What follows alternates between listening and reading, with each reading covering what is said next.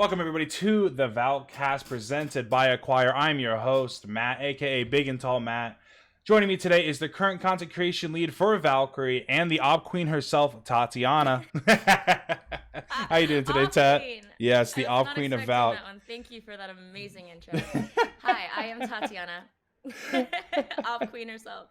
The Op Queen of Valkyrie herself. How you doing today? How you doing today, Tat? I'm good. I am doing well. It is getting cold up in Canada here. So I am in my sweater. Sweater weather, so nothing to complain about. It is 92 and humid out today in Florida, so it's nice and sticky, swampy. You know, gotta love it here in Florida. The other side of the world for me. Florida it practically really is though. Canada compared to Florida. Yeah, it's precisely. Just going to Georgia is like a whole different world compared to Florida. It's so insane. It's a 5-hour drive can do. It's so bad. But let's go ahead and get this thing rolling. So we're going to go ahead and talk about your career as a streamer first. So what was the one thing that really kickstarted your career, and what really made your decision to become like a streamer? I had gotten through a really bad breakup. I would say around January.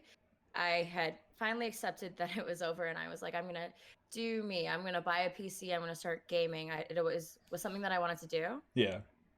And then I got really lonely being like new to the gaming scene. And I found that everybody kind of had their own groups of friends and everything. And I wanted to make my own group of friends, but I don't want to say as a female, it's a little harder to do, but you do have to open yourself up, and you have to trust that guys just aren't. Guys are evil. I don't want to say it because that's not the generalization I found to be true anymore, but just it was a hard time for me. So I actually started playing. My first username was Jakey669LOL. I didn't know and that. I was streaming that. That was like my first ever thing. It was just a stream for like 3 of my friends. And it was going to be me pretending to be a guy in CS, so I learned the game. Oh, no. Streams were totally for fun. I think I did 4 streams in January, like with that sense, with the Jakey. And then I went to Chicago. And when I came back, I realized that first of all, I'd finished my university degree, and it was in psychology, and I was bartending. And that I knew I could have done more. I love the job. There's so much in bartending, but I knew that there was more for me there. And I think Chicago was just, I met so many cool people, and I knew that my streams were already doing well, just me pretending to be a guy in the game. Like, I would drop my voice and everything. By the way, they all knew. Like, I'd be like, by the way, I'm a girl. And they're like, yeah, we know. We could tell the entire time. Yeah. So I was like, can you do the voice though? Like your guy voice? It was kind of just like this. Oh, I used to never really call out anyway. You just...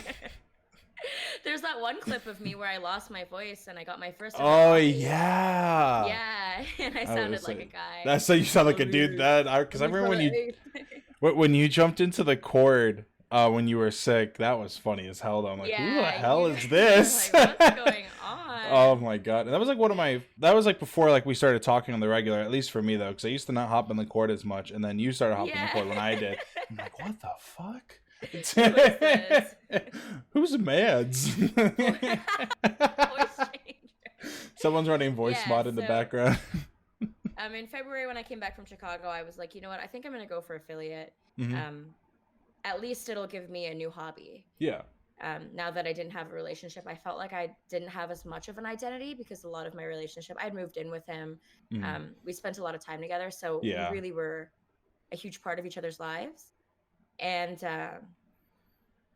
it was just a hobby for me, streaming. I was still working full-time until COVID.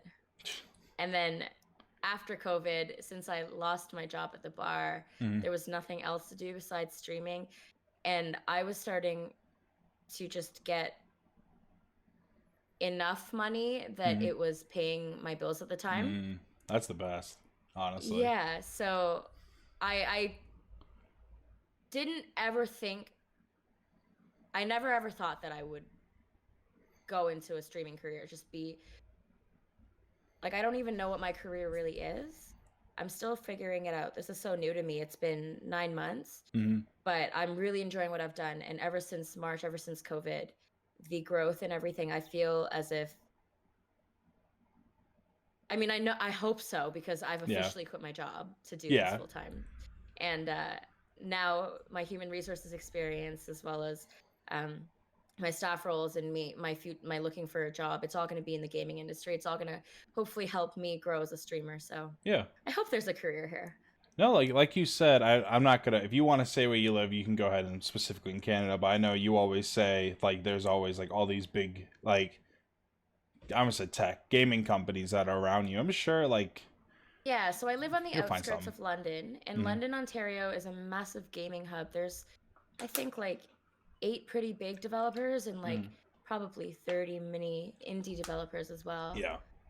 So, I mean, the opportunities are here in person as soon as COVID goes away. So I will say you definitely shouldn't be like limiting yourself just to London though. I mean, obviously, I mean like moving is obviously hard. I don't know how hard it is compared to like Canada. I mean, like for me moving in Florida, I could move anywhere in 4 hours like decently, but like I know like I don't know how Canada works with your guys' districts or whatever, but that was like one thing like with Ashley getting her job offer from a place up in Virginia now, and that we get that in 2 years now. That's going to be huge. It's just gaming industry, just such, especially I got my mind's going 1,000 miles an hour right now. It's so versatile, but it's really, crazy. If you think about it, you can do it anywhere. I think even COVID has really shown that so many of these industries are right now, first of all, they're thriving because nobody it's so much better has more time than to game. But yeah, a lot of this stuff is remote. It's all human intelligence, and it doesn't matter where you are, you can make it work. And so I'm definitely not limiting myself to London. Oh yeah, wherever the opportunity exists, I will take it. I'm always one to grab it. You got a job offer in Florida, you coming? Yes. Oh my god, imagine. I couldn't. Yes. I do not urge anybody to move to Florida unless they really, really want to / have to. Like it's there are other reasons why I would move to Florida, but yeah. For gaming, for streaming, absolutely. Yeah.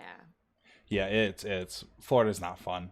Just go to Disney once. I've been to Busch Gardens. I've been to Disney World. Been to a couple places in Florida. Yeah. I like Busch Gardens actually. I thought it was overrated. I'd rather go to Universal. This was like 12 years ago though, so it might be overrated now. Mine was like 6 years ago, so I'm a youngin'. I'm only 21, so you gotta remember that. Yeah, I'm 24, and it took me 6 years to finish my university degree. Yeah. So I've never been one to stick to one thing, and I'm like ultimately I've always known that I like psychology in my first year. That was my elective, and I'm glad that I graduated with psychology. I switched my major a couple times and everything, but like I've said, I've always been the type of person to say yes to any opportunity that presents itself. So see, you got the psychology major degree, whatever you'd like to call it. I can never remember what the technical term is for it, but I remember when my only experience with psychology, I took AP Psych in high school. Amazing. And that was probably one of my favorite classes I've ever had. It's so intuitive. And it applies, right? It does. No, because reading people now, especially like at the time I was working at Chick-fil-A, so being able to read like, because I was a supervisor there. Customers or employees, exactly. Knowing their body language, that was one of the biggest things I picked up, was body language and tone of voice, what everything can mean. And it helped me so much in just developing as a leader in general. And taking any little course or anything in psychology helps with your emotional intelligence. It's just so much more, just being so much more self-aware of how your body language or your nonverbal characteristics and stuff speak to others, and how others do to you as well. I think it's funny. Since it was an AP class, I don't know where you were in high school. Yeah, but we've got AP as well. Yeah. Yeah, I was gonna say, because it's like you had that big test at the end or whatever it is, and I barely showed up to class. Like I'd never wake up for high school. By God's hand, I graduated. You know, I never showed up for the first 4 periods. I'd show up at lunch majority of the time. That was my third or fourth. I forget. I think it was my third period class, and I passed that class with like a 4 on like 3, 4, and 5. You pass. I passed it with a 4, and my sister's boyfriend, who showed up every other day and studied, I think failed with a 2, and that will forever be like one of my biggest things that I have over him. Katie, if you're watching this, and Dylan, if you're watching this, I'm sorry, but probably won't be watching this for all I know. But that's definitely one of my favorite things I hang over. I'm like, you ever psychology? A You ever four want you in love that music. class? Damn. Yeah, I was. Good for you. Yeah. I don't our want to AP say. was I limited don't want to to say the it was easy, sciences in high but. school, but Mm-hmm. I would have taken it if it was in high school. They started up with, I think it's called the Cambridge program. It's some Harvard program or something like that. The AP is not a thing anymore, at least like IB? where I am. No, that's different. So it's a different thing now. We have the IB program, which is at another high school here. That's where my brother went to. He hated it when he did it when he was in high school his freshman year. And then now they have Cambridge, which like it's replaced AP. So it's AP / Cambridge and then IV or IB, whatever the fuck it is. Gotcha. But I don't know. I low-key miss high school. I'm not gonna lie. Miss marching band. Miss playing the tuba. You know. I miss the good vibes. Band too. I was in the repertoire. I was in it for 3 out of the 4. Actually, I was in it in grade 8. Mm-hmm. I got my very first high school credit. So high school in Canada is grade 9 to grade 12. Mm-hmm. So in grade 8, I was in middle school going to high school classes. They were at, I think they were at 7:50 till 8:50. Yeah, 7:30 until 8:50. Yeah. Every Monday and Wednesday, and I would go to high school before my middle school, and I got a high school credit in middle school for band. I was a band geek. Yeah, it was. I played the drums all 4 years. See, I did. So for me, as like our middle school is 6th to 8th, high school is 9th to 12th. Right. 6th to 12th grade, I played the tuba. Best thing ever, bro. And I picked up trombone my freshman year, so 9th grade, and I did that for jazz. That was a lot. I wasn't very good, but it was a hell of a lot of fun to play. I'm not gonna lie. I love jazz band. So, jazz band was so fun. Jazz band is.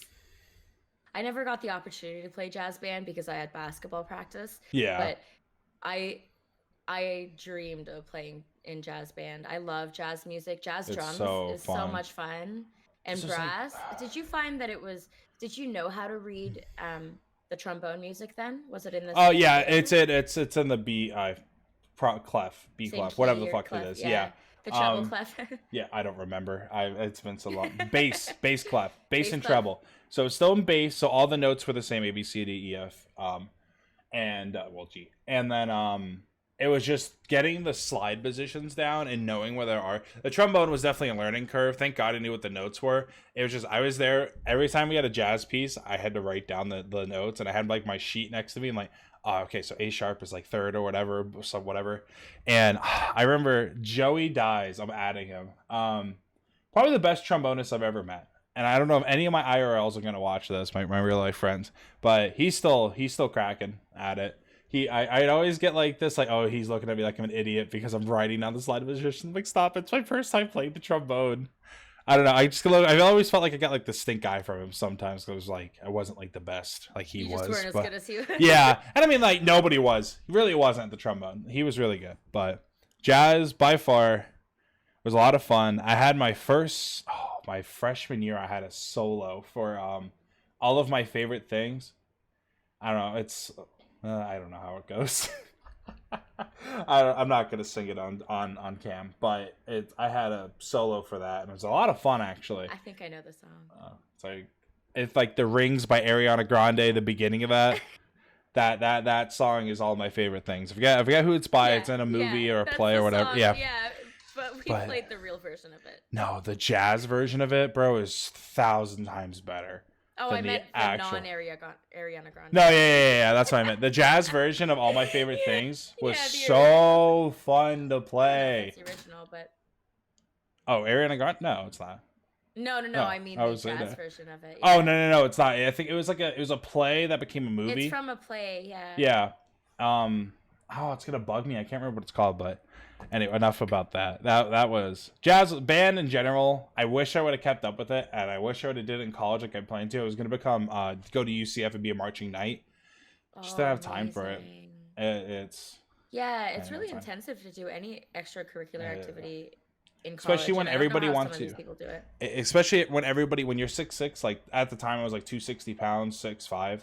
Everybody wanted to be on And the they, football team. yeah, I can imagine. Yeah. Nope, I said I was a tuba player, and I was in leadership, so I really couldn't. I couldn't be in leadership and football, so I chose leadership over football.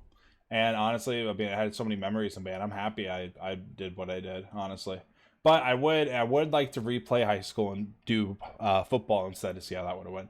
I'd probably be a fucking like Just see D1 the other athlete. fork in the road. Yeah, I'd probably be a D1 athlete right now in fucking peak shape. About to go into the NFL, bro. For all I know, I ain't got a good body for it, but that's it. But all right. You do a lot of streaming, obviously, and every once in a while you like to pop up with your charity streams. And I know, like to me, I know why you chose them, or at least for the most part. But out of all of the charity organizations you could stream for, you chose the Canadian Mental Health Association. Is there a specific reason why you chose that association of Totally. charity Yeah. over anything else? Yeah. So I'm personally diagnosed with multiple mental health Mm, disorders, but I'm always super open about them because like like Valkyrie now knows, and I think yeah. everybody in my community knows, the more we talk about it, the more everybody realizes we all deal with the same things. Yep. So I go through depression, I go through anxiety, and more recently, to the past, I would say, year and a half, I was diagnosed with borderline personality disorder. Mm, um, there are 9 main symptoms that come with it, but it essentially, it rocks your boat in any social situation. mm, um, we hold on to fear and trauma on a physical level, yeah. and we're unable to function on an emotional level at a lot of times. We're prone to self-harm, bad self-image, suicidal behaviors, and all that. So with all that being said, I need help a lot of the times just getting by for things that people who don't necessarily suffer from any mental disorder, they won't necessarily experience. So something like me being unable to go to work because 3 weeks ago the manager said one thing about me, and then mm, I held on to that so personally that it like tore my self-image, and I can see myself from the outside doing it, but when I'm in that borderline state, I'm unable to get out of it. And the mm, Canadian Mental Health Association have so many things, so many resources available to everyone and anyone. It's all free. Um, it's all not for profit, and they have a helpline that I honestly call really often. This helpline, they are crisis intervention workers and social help workers. So like they'll basically talk you down from any mm. situation. If you're in danger to yourself, they'll send a mobile response unit instead of the police. So these are like trained intervention workers Yeah. that come and respond, and they can still take you to the hospital. They can still do the same level of urgent things that police can, but they're Mm, not police, because that's the last thing you want when you're yeah. scared and in danger to yourself, is to have the police here. So they have been pretty prevalent in my life the past year and a half. Mm. And I always, after coming out of that phase, do you ever like come out of a really depressive phase and you're just so relieved, and you're always like, you're kind of just like happy and kind of like giggly and just so hype and like, No, I know exactly what you're talking about. yeah. So every time I go through that, I'm always like, damn, I'm so thankful for them. Like, Yeah. how is this all for free? The amount of times I've told my closest friends, like, how is this all for free? The amount of times I've told the workers, like on the phone, how are you guys doing this for free? I knew that if I had the power to give back, then I Mm. needed to. Yeah. Um, I used to talk about my mental health on streams, and people would really respond to that. And people were always thankful that there were resources available to me. They were always asking if there were similar things for their region and everything. So I knew that my community would be down for that, and it was the perfect opportunity to give back. So the 12-hour Mm. was easy. It was an easy fundraiser for them. But when I did the 24-hour, I had to think about like if I wanted to give to them again and everything. And I do. They have so many different sectors within them. They've got a rural mental health side, which I've moved out to the rural areas, so that's Mm. now what I work with. They've got like children's support. They've got women's abuse centers. Like So they will put the money where it's needed, and I'm so glad that I've chosen them. They are honestly, I would say, the best mental health resource in Canada.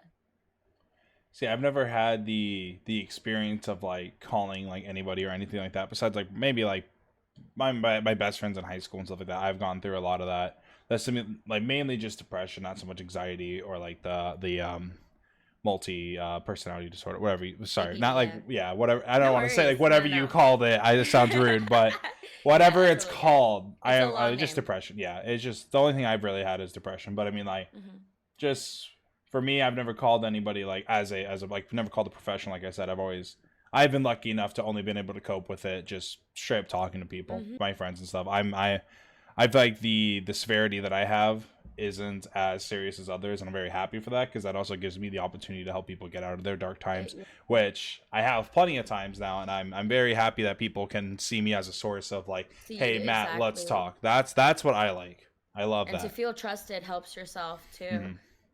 It's a big valued. confident booster. It really is. Yeah, calling one of those places is honestly something very dreadful. Nobody wants to call a helpline.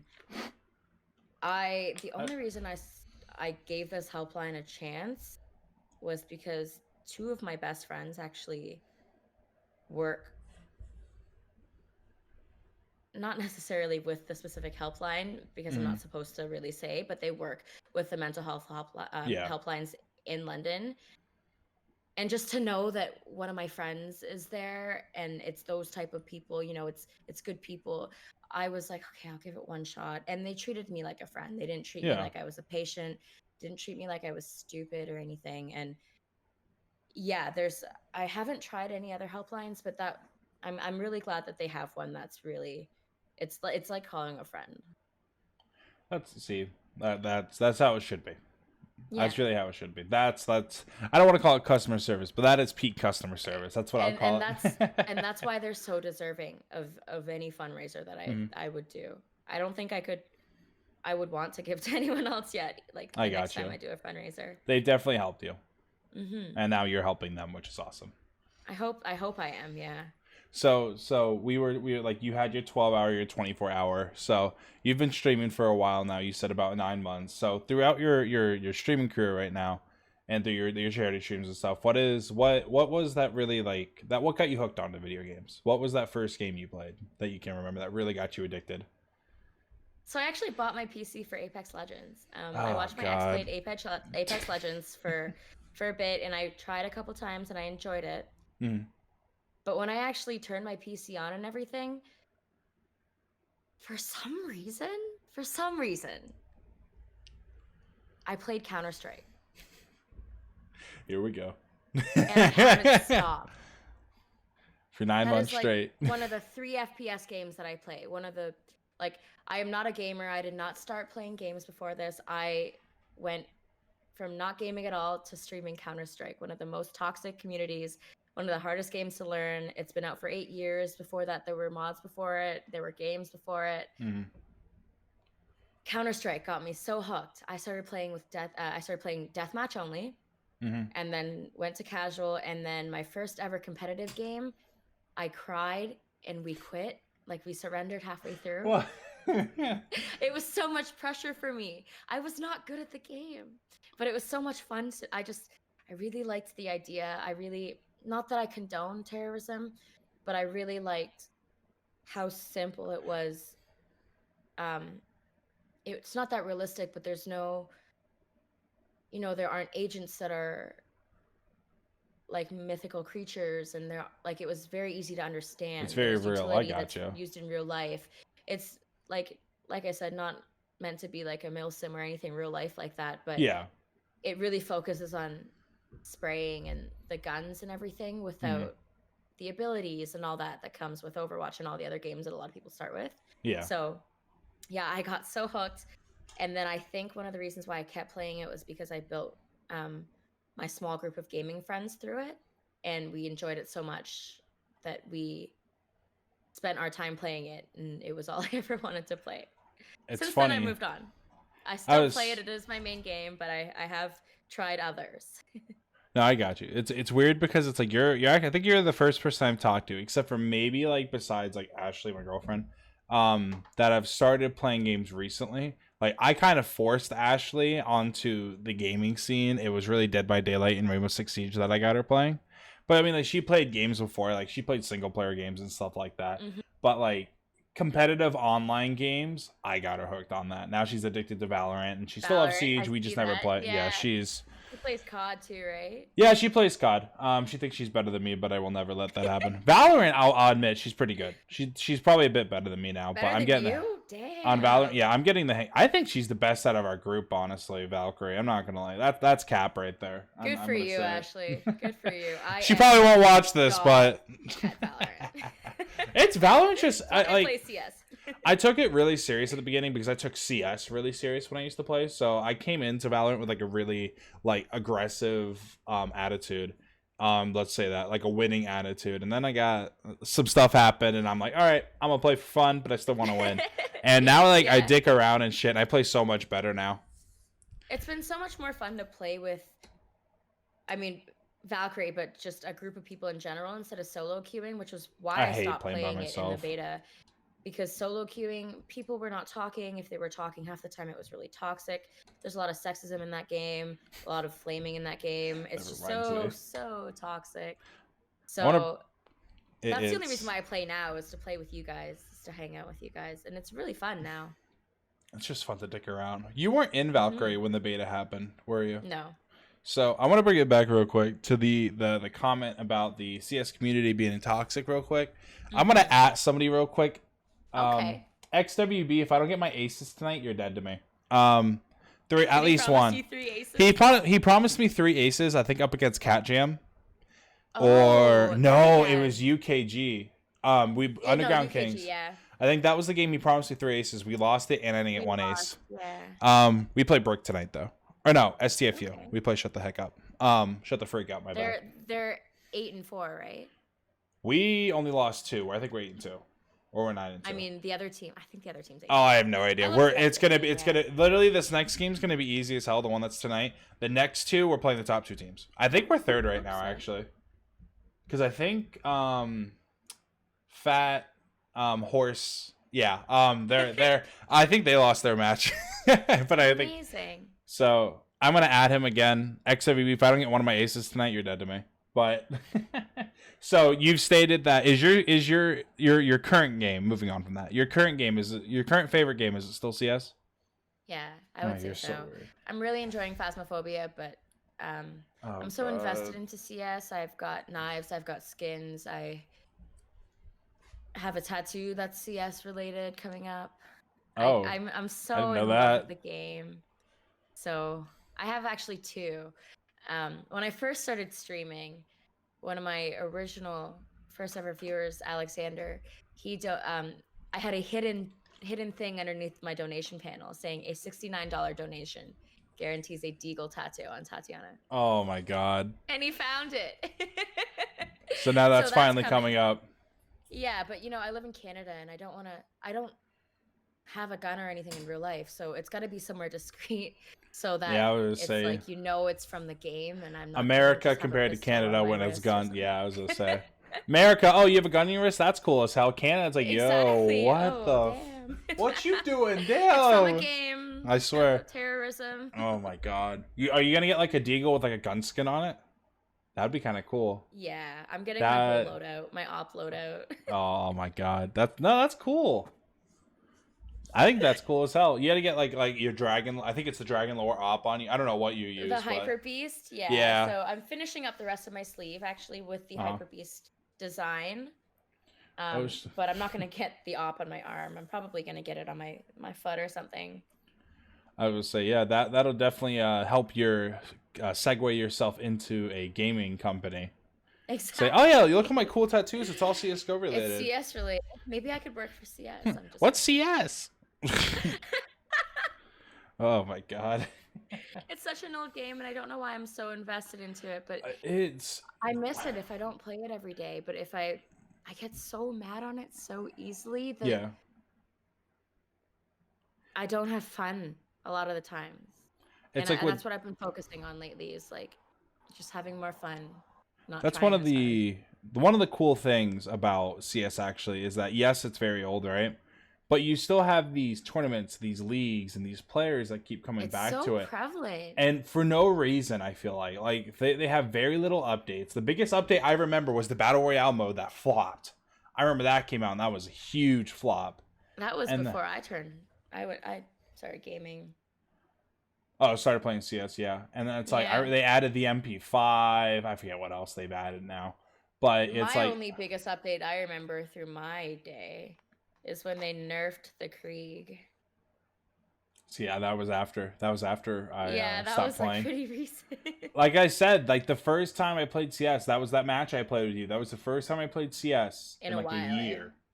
In like a year. You did pretty well. It's just Valorant, just transitioning over. I'm not actually good at CS. I am silver 1. No, I'm silver 2 now.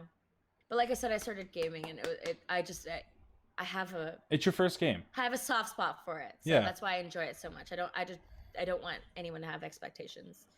So it's like some Master Guardian or anything. I'm really not. I really just have fun. You're obviously, like you said, that CS and Apex were your first games, but could you give a top 3 list? What your top were like? Let's say this: if you could take out Apex and CS, what are your top 3 games? Are we talking FPS or everything? Everything. Could be Candy Crush for all I care. Right now? Yeah. No, all time. Let's do all time. Oh, all time. So you ever played like a Sonic game as a kid? That counts. All time, not necessarily in order, but top 3. Pokemon Diamond. That's a good one.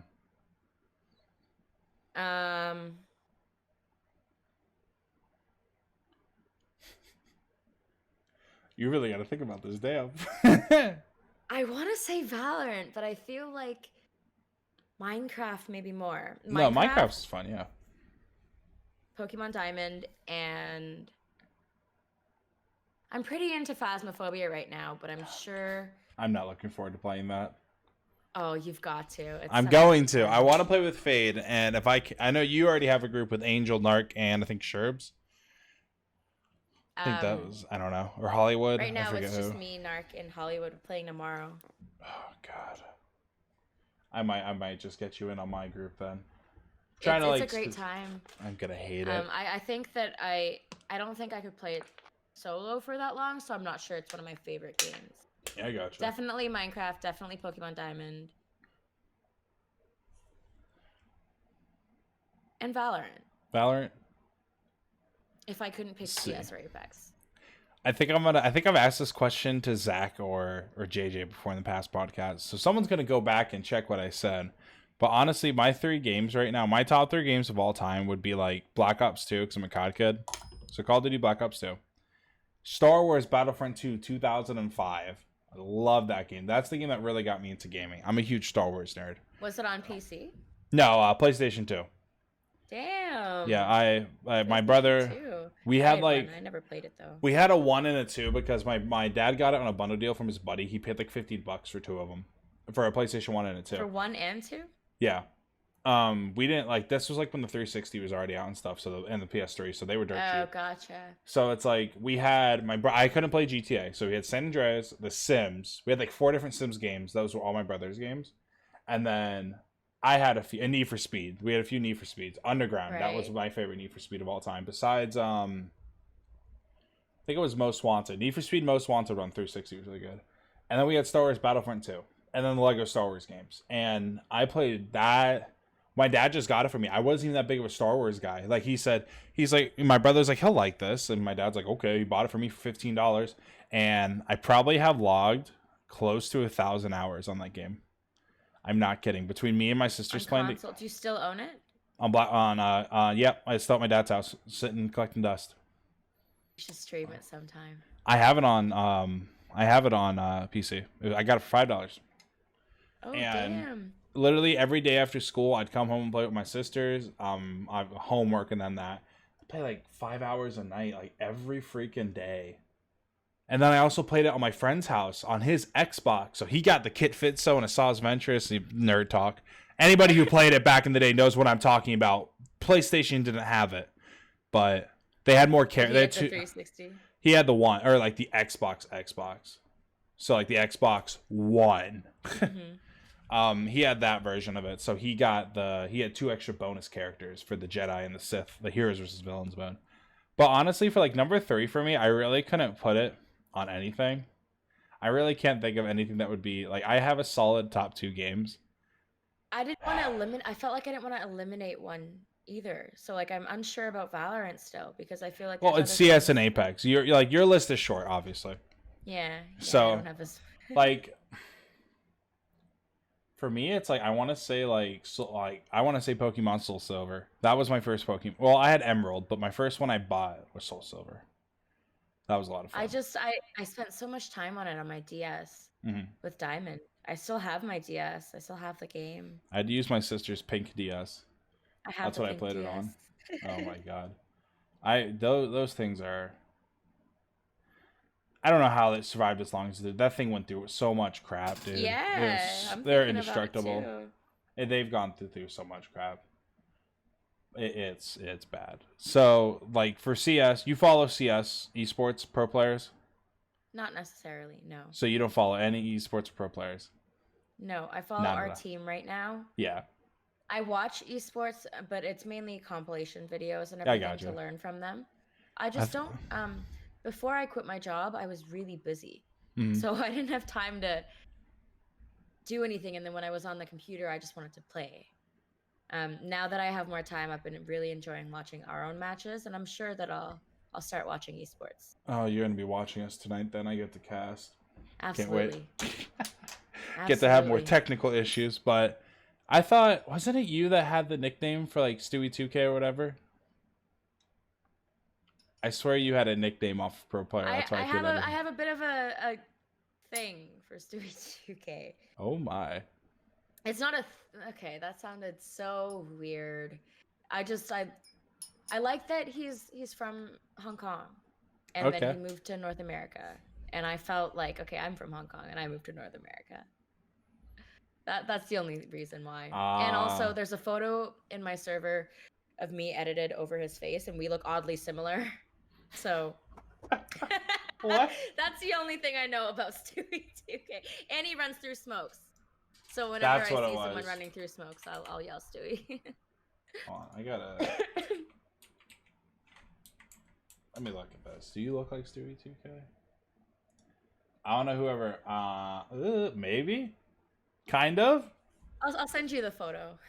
I mean, I'll take your word for it, I guess. Well, Zach can throw it up on the and post production. He can throw it up on the screen real quick. Look at it right there. It's right there. I swear. And we'll have it. I don't know. I don't really see it, but I'll take your word for it. And I'll look at this picture, then I'll make my other judgment on it. People see it, but I don't necessarily. No, I got you. So with esports, you said you haven't been paying attention, or you haven't paid attention to it. You've had no time. Have you had any past, like besides Valkyrie, have you had any past experience in being a leader in a team, creator, or a player at all?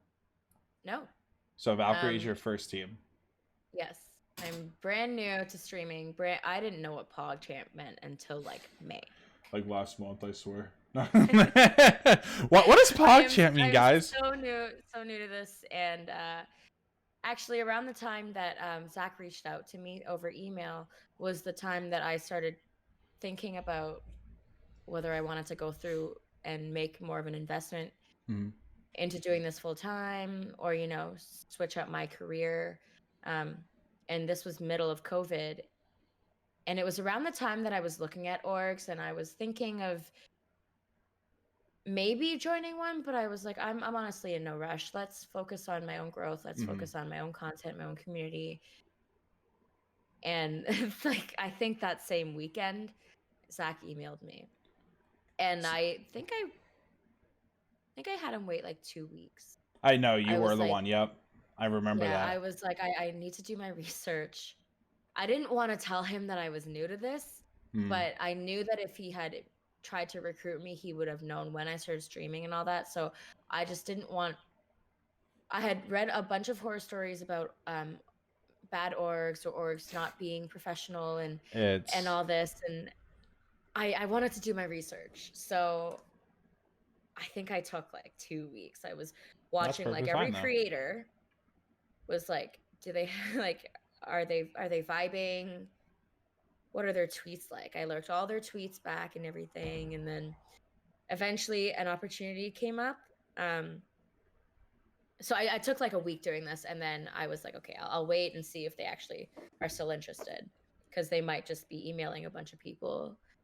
And then an opportunity came up in real life where I could have possibly worked for a gaming developer, and I was like, okay, maybe I'll consider this. So I opened my email, and Zach that night had reached out and been like, hey, I'm just following up to see if you're still interested. Like, this is a reminder of all the things that we do and everything. And I was like, yes, I've done my research. Thank you. Yeah. I remember, and ever since then, it's when we reached out to you, you were one of the ones that we really pushed. Because we don't do it as much anymore, because we're very happy with the size and the talent and the quality that we do have on our team right now. we've And got obviously, a really solid no, team. our stream, this is by far the best. I used to say it like, it was like, this was the best like content team slash or it was at one point the best like gaming or esports we've had.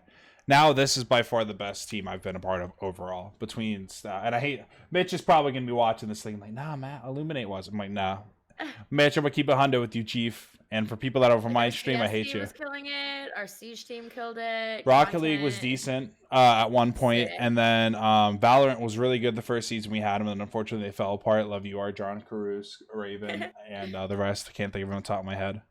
And it's just, and we're making moves in COD now. We have a solid COD team right now. Oh yeah. And I'm excited to see how they can perform with basically every CDL team coming out with an academy team. And we have another Illuminate alumni that me and Mitch worked with, Nero, who got signed with the Los Angeles Gorillas. And I don't know, it's just cool seeing a lot of the old people me and Mitch used to work with now in the actual top AM/pro scene. He can name it. We have a few that are in the pro scene. I don't remember, because that was like when I was in Illuminate, but I wasn't in charge of esports. I was always in charge of content, so I didn't really know. Plus I was like new to the whole like basically time management. Let's go with that. So I never had time to watch. But it's Valkyrie definitely is, it's a whole new vibe. And I think every esports team, I think we hold I don't know how to word this. We hold us to a different standard compared to every other org I've been a part. And there's a lot of bad orgs out there. And those scary stories you read, like you were talking about people having bad experience with orgs, that doesn't surprise me. There's a lot of crappy orgs out there. And I could literally name about 10 right now on the top of my head, but for the sake of the partnerships and the friendships we have as a person and as a team, Valkyrie, I will not mention any of them. And if Zach, Boston, and Spec are watching, and you know one of them, I know that, I will not say their names. But they give esport owners a bad name, and I'm stealing that from Mitch. And Mitch said that right. And it really does suck.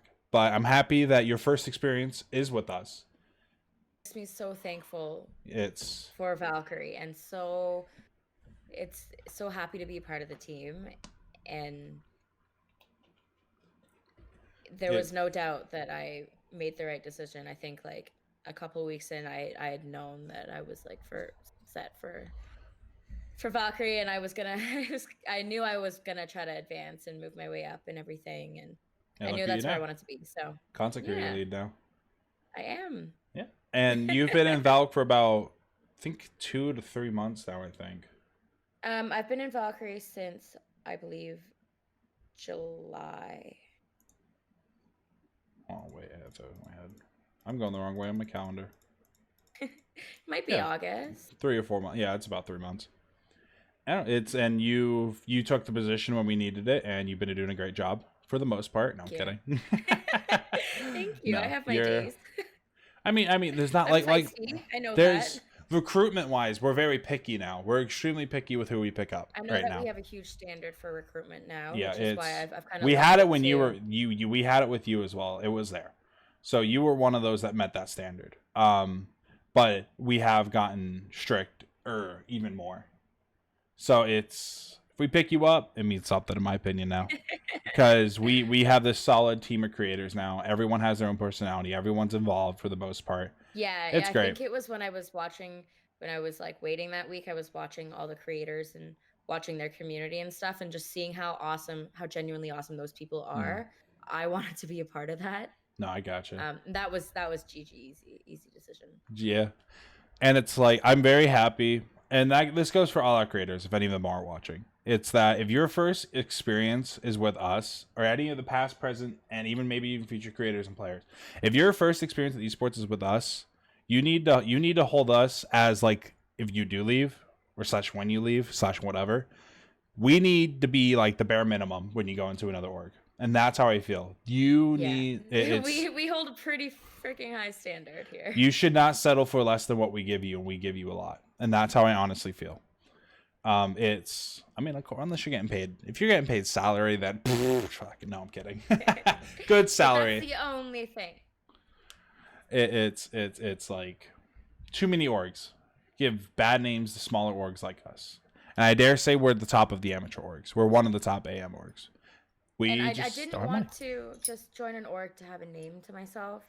I know a lot of people feel, and I absolutely get it, feel like they want to be a part of the community. They'll join any org that shows interest, or they'll grind for orgs and everything. But find the one that does what you want to do. If you're trying to join an org for CSGO, but you're only getting picked up as content, keep grinding CS until you're actually going to get picked up for CS, you know? Don't settle. I'm lucky enough that Valkyrie has the same morals and standards and values as I do. As most, I would say most people, we really just want to help everyone that we work with here. So I'm so thankful. I think about it a lot. Like, what if I didn't join Valkyrie? It was kind of if I join, I'm going to be a full-time streamer. If I don't join, I'm going to do something else with my life. So this was kind of like the big push. I gotcha. And it's like, just don't settle. Don't settle. If you get reached out to an org, that doesn't mean they're a good org. We have, I think, 2,400 followers on Twitter. Like, I hate how people look to Twitter for numbers in YouTube. It's like, you shouldn't care about the numbers when it comes to looking into an org. You need to look at the community. Do exactly what Tat did. Do your research on the streamers. Do your research on the players. Do your research on esports teams as a whole, and see, like, are the owners as management, are the creators in chat supporting their teams?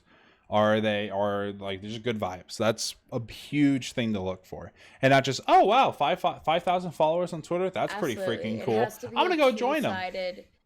Two-sided beneficial relationship. Otherwise, why are you associating with an organization? There's no point. If it doesn't benefit you, and it doesn't benefit them, really. There's literally no point. You're better to be orgless if you're just going to join because of numbers. And that's me. That's me being straight. Unlike with Valkyrie, where you will have a family. You will see a growth, and not just like your numbers. Obviously, we help a little bit with that because, like I said, we're not huge. But the support will be there. If you need help, we'll be there. If you need someone to talk to, we'll be there. We do set quarterly goals for all our creators. There's that. Yep.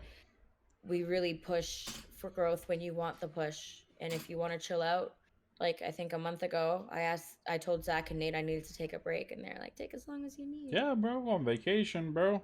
We just got, wait, hold on. I almost just said something I don't think I was supposed to. We have a new streamer coming up who just got off of vacation. I won't say the name because I don't know if we've announced them yet as of right now. Yeah, it's next week with the announcement, right? Oh, it is next week? I thought it was supposed to be tomorrow. This video's for tomorrow too because, you know, life. But I mean, like, Frenchie just got off vacation too. Ray is going to be, because Ray is going to be working with Twitch now, which is freaking insane, dude. I think he was a community analyst. I think that's what it is. Huge. Huge. It's absolutely huge. It's massive. It's bonkers. Ray's huge. Huge. Ray's amazing. He'll help me build the wall. He was one of the big energy things I saw about Valkyrie. He is an insane monster that will never be tamed. That's how I see him as. He will never be quiet. Or wait, that came out wrong. He'll never shut up. No. He will never silence his flame will never be silenced until he achieves his goals, and he keeps making bigger and bigger goals. So therefore his flame will never be silenced. Yeah. He is the definition of a grinder. He's the definition of what I feel like every streamer needs to strive for is Ray. Ray But is you know what? He makes it look so easy he. too. It's stupid too. There's so And much I'm behind telling it. you, It's it's not stupid. always that easy. There's so much behind the scenes crap that every one of these creators like Ray does. It's insane. He got invited to play Star Wars Squadrons from EA, and then 2 weeks later he announced he's working with Twitch. That's insane. He's Not making big plays. it's good for him, dude. And the fact that I mean he's under the Valkyrie banner too. I mean that it's just so fucking cool as Yeah, just it's a as a huge lead W moment. as a manager. So It's proud. just so cool to see. I dare say, I mean, it's going to be hard for him to top my number one. I call them alumni streamers. But Illuminate has, average Joe Woe is like 50,000 followers right now. He's winning the Vicstar Warzone tournament. He will probably forever be the number one in my heart. But let me just say, Ray, you are definitely an inspiration for everybody, and I feel like that's how it should be. Yeah. If he watches this, he'll hear that. He's insane. You'll watch this. Oh, he probably will. But literally, you answered all my questions about Valkyrie in that whole entire conversation. You answered all my questions about your gaming experience in the last segment too. So we're gonna go ahead, and you already covered my last segment here about your future. How is college going for you in general? Are you done? What have you done, etc.? Just to recap on that real quick, because I know you already said it. Because in Canada, university and college are different things. Oh yeah, I forgot about universities come with degrees, college come with diplomas. Mm-hmm. So I have finished what the US call college. I do have my undergraduate degree in psychology. Mm-hmm. And now I'm doing my postgraduate certificate at a college. So maybe a community college, what the states would call. I'm not sure. I get a diploma, I get a postgraduate certificate from it, and that's in human resources. I think it's the equivalent of an associate's. I think that's what it is. Your university is an associate's because like Ashley got her associate's in high school. I have a bachelor. That is college for us. Yeah, so I have a bachelor. Mm-hmm.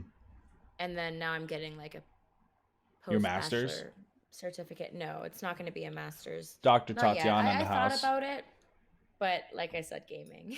Yeah, no. I mean, by American standards, you've already gone really far. Getting a bachelor is a huge thing in America.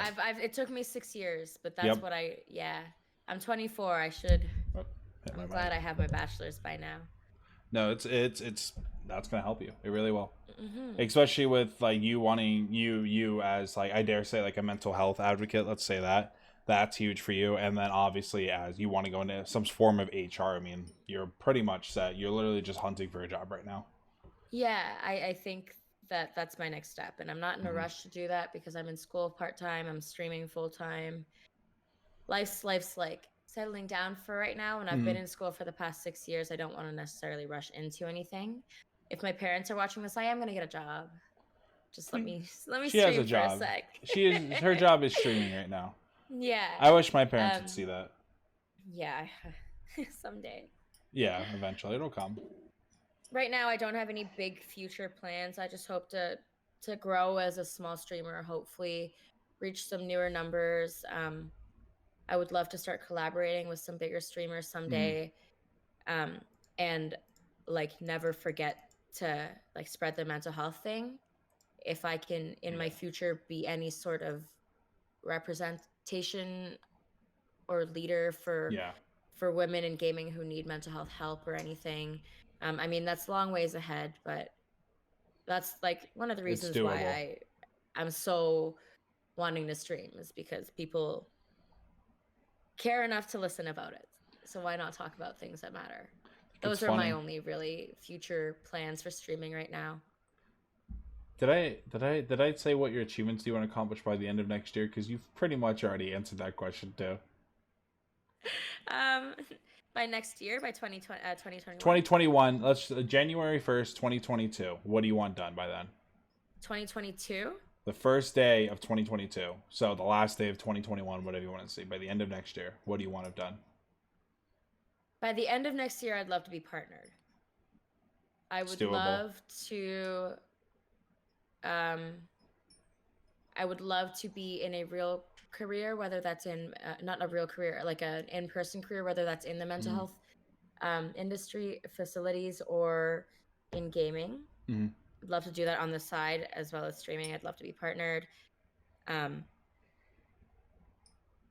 Yeah, 2022 is a far, far, It's always far away time. this is my favorite question to ask. I've asked this at the end of every podcast so far. Is what do you see yourself in a year? But I'm doing. We're like halfway. We're more than halfway through the year now. So I like to do end of 2021. You know. That's fair. I think my goal is to be partnered in a year. I've been reaching new numbers, reaching new achievements. I don't like setting myself up for failures. Mm-hmm. So I'm super realistic about my goals. Me asking myself to be partner in a year is pretty optimistic, is pretty you can do it. Out there for me, but now that I've said it, I'm holding myself to hold yourself accountable. So by January 1st, 2022, we're gonna set a bet right now. What it should be? No, I'm kidding. $1,000 right now. No, I'm kidding. I don't got that money. My first partner paycheck. I'm just kidding. Oh my god, that'd be insane. It's like I said, the partner. I don't like how people have this stigma of like, oh, I will never reach partner. It's doable. You got to grind though. If you're not grinding, you're not going to get partner, and that's the truth. Especially if you want to make gaming full time. And it's like, do I want to be partner one day? Of course I do, but I have other hobbies I'm into, so I'm not putting my complete effort into my streaming career. I love to cast. Casting is a huge part of my life right now. It's probably one of my favorite things to do right now. I want to breach out from CS to maybe Valorant to CS, or I'm already doing CS to COD and even maybe Siege. Siege is gonna be a bit of a tough one though. I played Siege for a while, and then obviously I got me, my girlfriend, my dog, and my 2 cats in my apartment. Yeah. Now we want to move, and now I have another there's job. So many different parts of your identity, right? I think the grind to partner,